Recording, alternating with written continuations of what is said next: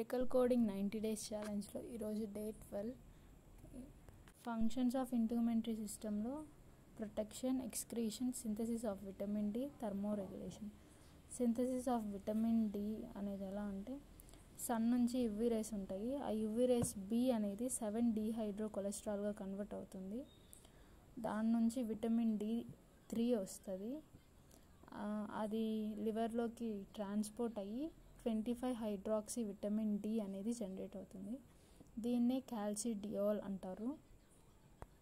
అలాగే థర్మోరెగ్యులేషన్, దీన్నే హోమియోస్టాసిస్ అంటారు. ఇంటర్నల్ బాడీ టెంపరేచర్ని స్టేబుల్గా మెయింటైన్ చేస్తుంది. ఇంకా మెడికల్ టెర్మినాలజీ అలాగే ప్యాథలాజికల్ కండిషన్స్ ఇచ్చాను ఇక్కడ, ఒకసారి చూసుకోండి. డెర్మటాలజీ అంటే స్టడీ ఆఫ్ స్కిన్, అలా కొన్ని ఇచ్చాను, చూసుకోండి ఒకసారి. That's all about today.